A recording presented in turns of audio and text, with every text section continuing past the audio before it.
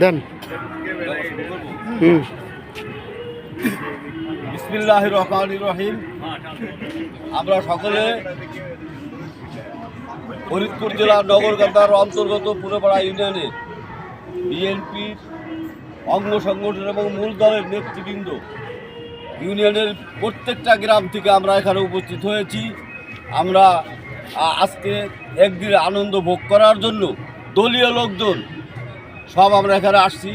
আমরা বাংলাদেশ জাতীয়তাবাদী দলের নির্বাহী কমিটির সাংগঠনিক সম্পাদক জনাব শামা ওবায়দ ইসলাম রিঙ্কু ফরিদপুর ২ আসনের ধানের শীষের মনোনীত প্রার্থী। আমরা সবাই তার জন্য বিগত দিনে কাজ করে আসতেছি। ইনশাল্লাহ আগামী দিনেও আমরা তাকে জয়যুক্ত করার জন্য আমরা সকলেই আপ্রাণ চেষ্টা করে যাব। ধানের শীষের পক্ষে আমরা কাজ করব। আমরা প্রত্যাশা করি যে আমরা সকলেই এখানে বিভিন্ন গ্রামের প্রত্যেকটা নেতৃবৃন্দ এখানে আছেন, সবাই ধানের শীষের কাজ করবেন এবং ধানের শীষ তাদের জয়যুক্ত হয় আগামী 12ই ফেব্রুয়ারি। এই জন্য আমরা চেষ্টা করব। আমরা সবাই শামা ওবায়দের লোক, আমরা বিএনপির লোক, আমরা ধানের শীষের কাজ করব। আগামী দিনে আমরা এখান থেকে আজকে আনন্দ উপভোগ করে আগামীকালকের থেকেই আমরা আবার আমাদের কাজে দলীয় কাজে নিযুক্ত হয়ে যাব। আমিন।